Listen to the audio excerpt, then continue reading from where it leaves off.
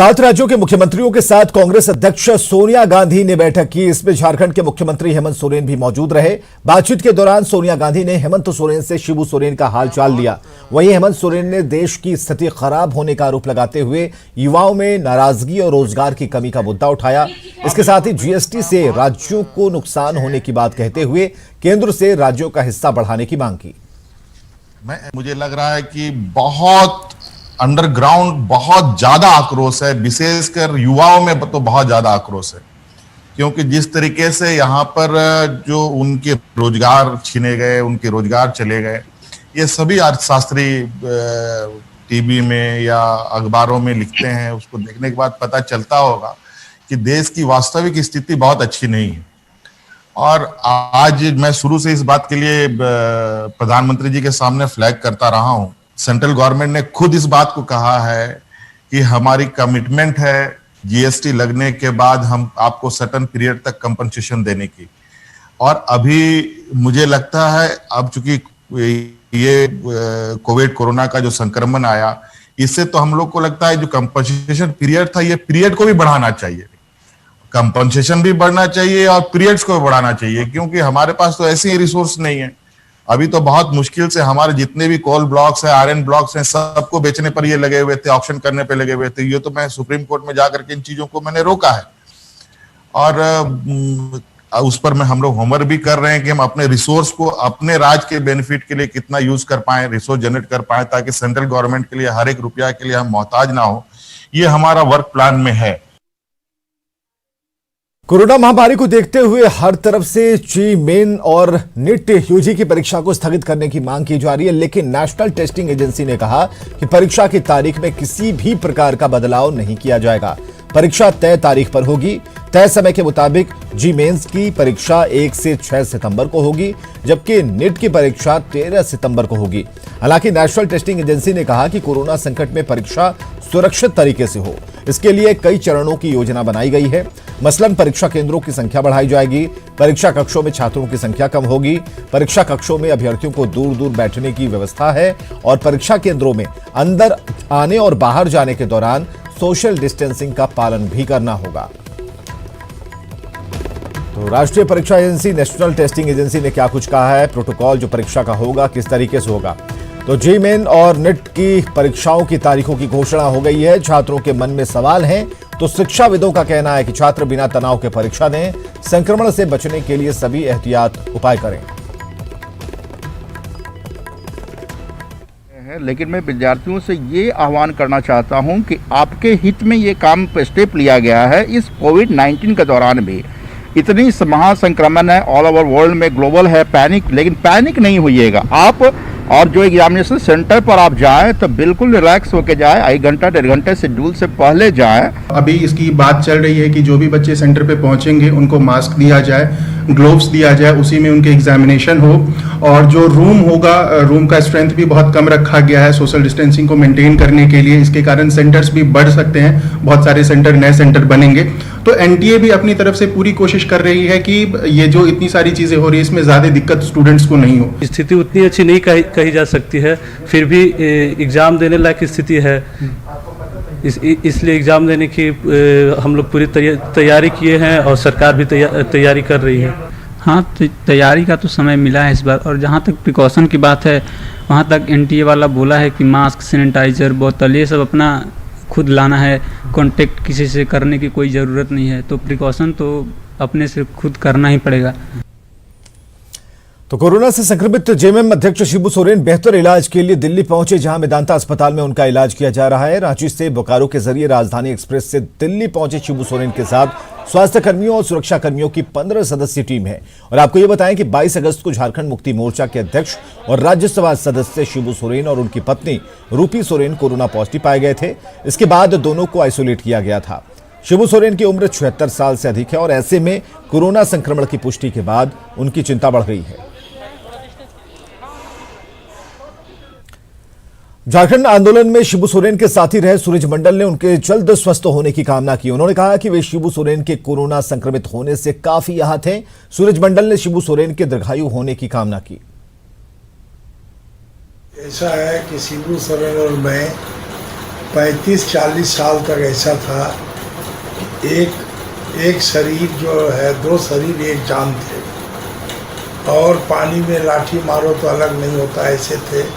और 40 साल, लगभग 40 साल तक हम लोग आंदोलन करके राज बनाए, और आज जो है वो बीमार है, अस्वस्थ है, हमसे 5-6 साल के बड़े हैं, लेकिन आज उनको बीमार कर दिया गया है और अभी कोविड से वो सफ़र कर रहे हैं। इसलिए मैं चाहता हूँ कि ईश्वर से प्रार्थना करता हूँ कि शिबू सोरेन जल्दी ठीक हो जाए और दीर्घायु बने। सरकार ने राज्य भर की गर्भवती महिलाओं का अभियान चलाकर कोरोना टेस्ट कराया था, ताकि पहले से ही हुई जांच के बाद प्रसव या फिर जांच के लिए अस्पताल पहुंचने वाली गर्भवती महिलाओं को दिक्कत ना हो। लेकिन राज्य के सबसे बड़े अस्पताल रिम्स के डॉक्टर कोरोना को लेकर कुछ ज्यादा ही खौफ में दिखते हैं।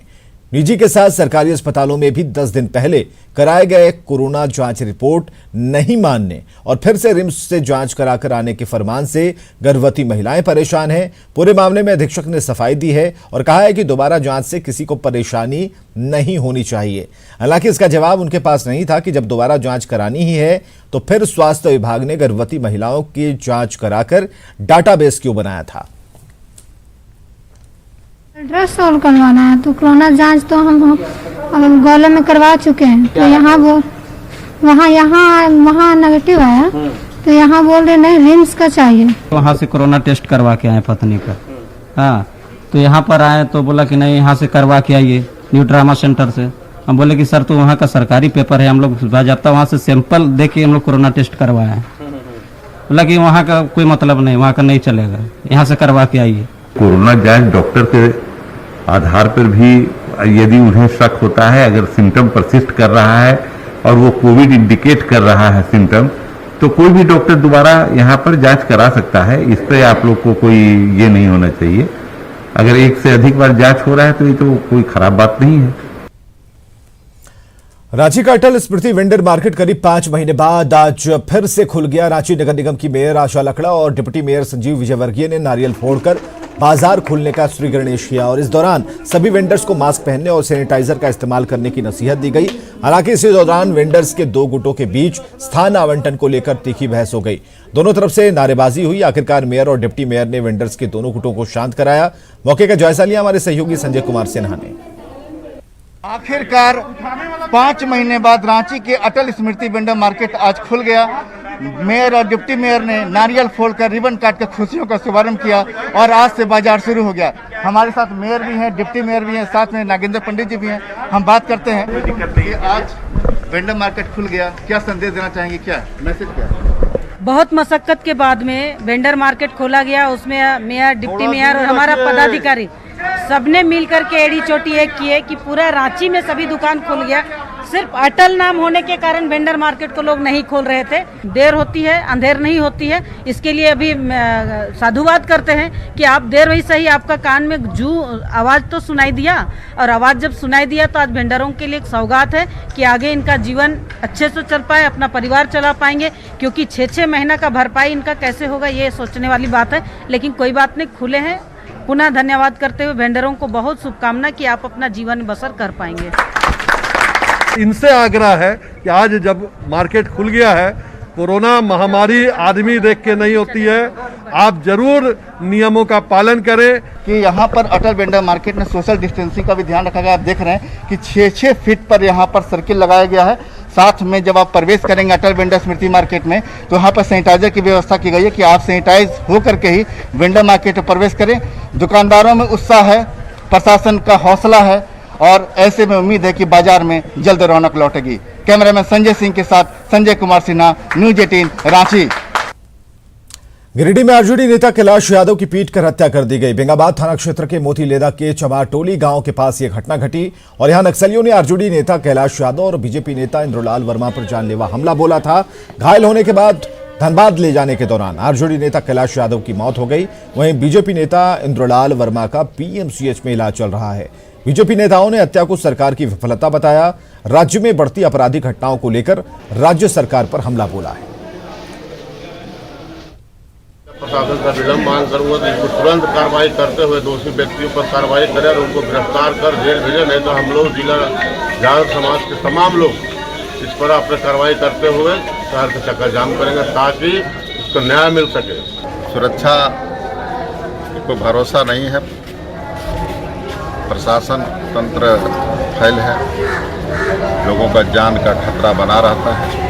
इसलिए हम सरकार से भी मांग करते हैं कि ऐसे अपराधी लोगों को आप तुरंत इस पर निरंकुश और शासन करने का प्रयास करें ताकि फिर से भविष्य में इस तरह की आपराधिक घटनाएं यहाँ नहीं हों।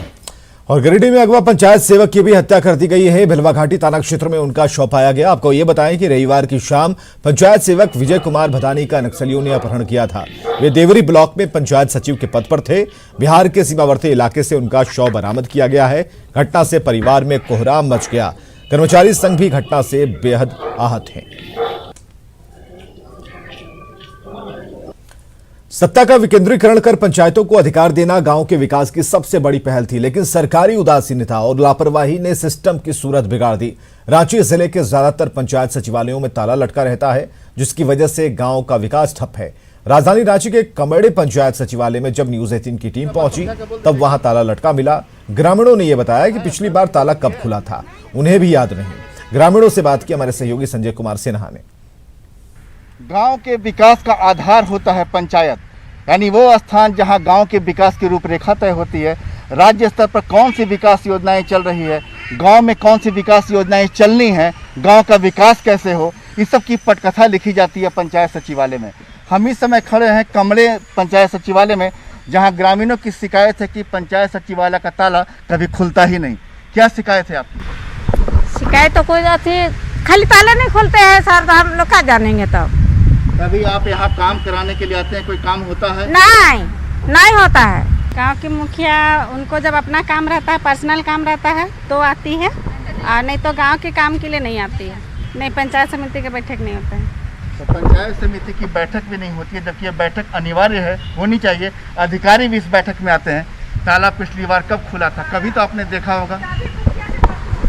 जब भी काम पड़ता है मुखिया का तो उस टाइम खुलता है, बाकी बार बंद रहता है। एक तो रूम मांगे तो फिर भी नहीं देने चाहिए, बोली कि नहीं देंगे, हम लोग अभी नहीं दे सकते, ऊपर से बात करो ऐसा बोलती है, तो हम लोग कहाँ बात करने जाएंगे। पंचायत सचिवालय का ताला खुलता नहीं है, लोग यहाँ पर आते हैं, उनका काम नहीं होता है, भगवान भरोसे सब कुछ चल रहा है। लिहाजा ये हाल सिर्फ रांची के कमरे पंचायत का नहीं है, कमोबेश सभी पंचायत, राजधानी में जितने भी पंचायत हैं सभी का हाल कमोबेश ऐसा ही है। कैमरामैन संजय सिंह के साथ संजय सिन्हा, न्यूज 18 रांची।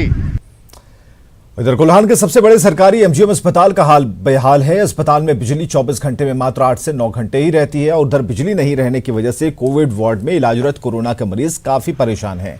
आईसीयू और सीसीयू के मरीजों का हाल भी बेहाल है। इमरजेंसी में आए गंभीर मरीजों का इलाज डॉक्टर मोबाइल के टॉर्च को जलाकर करते हैं और इस गंभीर मुद्दे पर झारखंड मानव अधिकार समिति ने संज्ञान लिया। अधीक्षक को पत्र लिखा गया और पूरे मामले पर जवाब मांगा गया है। सुपर स्पेशलिटी किस मामले में? एक साधारण लाइन कट जाता है तो जनरेटर नहीं चल रहा है। अब सोचिए जो बर्न वार्ड का पेशेंट होगा, जिसको हर समय एसी चाहिए, एसी, इसके बिना उसका पूरा बदन लहरने लगेगा, कैसे रहा होगा 45 मिनट। और इस तरह से और कई लोग होंगे।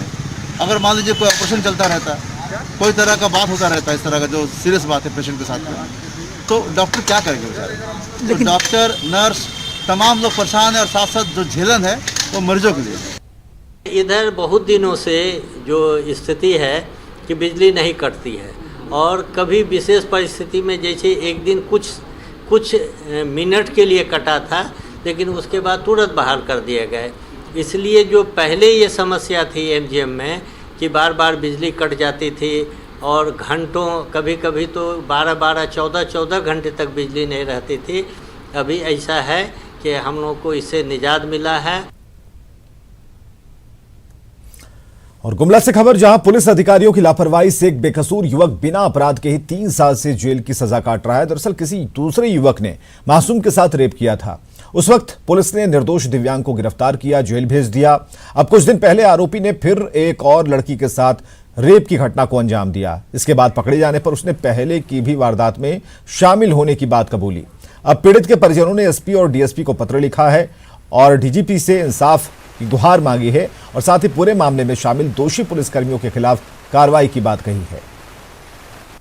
पुलिस अधीक्षक के पास में आवेदन इसके परिजन लोग दिए हैं और डीजीपी डीआईजी के पास में भी ये लोग आवेदन लगा रहे हैं कि उसको सही से अनुसंधान हो, इसको न्याय मिले, लेपड़ा को बाहर हो और जो आरोपी हैं उसके साथ तो सख्त कार्रवाई हो। साथ साथ पुलिस पदाधिकारी भी जो इस पर सही से अपना काम नहीं किए उस पर भी कोई एक्शन हो।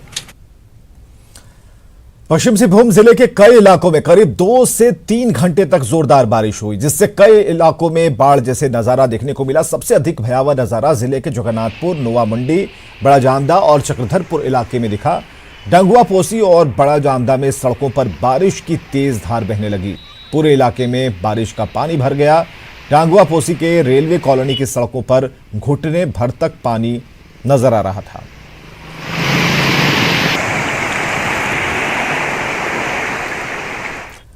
इधर गुमला जिला मुख्यालय से महज 20 किलोमीटर की दूरी पर स्थित है आंजन गांव और इस गांव को शिवलिंग के गांव के रूप में जाना जाता है। हालांकि इसके विकास के साथ संरक्षण को लेकर सही तौर पर सरकार की तरफ से पहल नहीं हो पाई। शिवलिंग है, उसको देख कर शिवलिंग की भव्यता को आप समझ सकते हैं कि कितना भव्य शिवलिंग है यहाँ पे। और वहाँ भी आप देख सकते हैं छोटा सा शिवलिंग वहाँ भी है। तो कहा यह जा सकता है कि कहीं कहीं मतलब कुछ स्थानों पर शिवलिंग होने के कारण वहाँ मंदिर बन जाते थे, लेकिन ये पूरा गांव भक्ति भावना से पूरी तरह विभूत रहता है और यहाँ पर कई स्थानों पर शिवलिंग यहाँ मौजूद है। हमारे साथ यहाँ पर गाँव के मुखिया हैं, वो मौजूद हैं। हम इनसे जानना चाहते हैं गाँव में ऐसा कैसे कितने शिवलिंग है और कहाँ कहाँ है। यहाँ हमारे गाँव में शिवलिंग 365 है, महुआ का पेड़ भी 365 है। आप और ये हमारे पूर्वज का यहाँ दिए हुए हैं, ये हम लोग का कोई बनावटी नहीं है। शिवलिंग को देखकर आप समझ सकते हैं काफी भव्य शिवलिंग है और जो इसका चौताल है, जो कह सकते हैं जिस पर ये शिवलिंग यहाँ पर विराजमान है, उसकी भव्यता को भी आप देखकर समझ सकते हैं। हालांकि कुछ दिन पहले इसमें कुछ दरार आई होगी, कोई ना कोई कारण रहा होगा जिसके कारण टूटा होगा और आपको हम यहाँ से दिखाना चाहते हैं। आप वहाँ पर तस्वीर देख सकते हैं। आगे अगर देखा जाए जहाँ पर बैल वहाँ रखा गया है वहाँ पर भी एक शिवलिंग है। तो ऐसे में स्पष्ट है कि इन इलाकों में जब ये मान्यता है, खासकर कहा जाता है, अब प्रशासन को चाहिए कि इन इलाकों का विकास सही रूप से करे, क्योंकि शिवलिंग की जो भव्यता है स्पष्ट दर्शाती है कि निश्चित रूप से शिवलिंग स्वतः अवतरित शिवलिंग है, निर्मित शिवलिंग नहीं है। तो निश्चित रूप से शिवलिंग की भव्यता काफी लोगों के लिए आकर्षण केंद्र है और खास करके यहाँ के जो आदिवासी समुदाय, उरांव समुदाय के लोग हैं, वो नियमित रूप से इनकी पूजा करते हैं, क्योंकि वो लोग मानते हैं कि वो भगवान शिव के सबसे बड़े भक्त हैं और इन शिवलिंगों की लगातार पूजा होती है। जरूरत है सरकार द्वारा इनको सही रूप से संरक्षित करके विकसित करने की, ताकि यहाँ पर शिव भक्त आए और इनकी पूजा करके अपने मन को उनका जो मन की जो शांति है वो मिल पाएगी और उन्हें काफी खुशी मिल पाएगी। न्यूज़ 18 के लिए गुमला से सुशील कुमार। और आगे देखिए गांव शहर 100 खबर।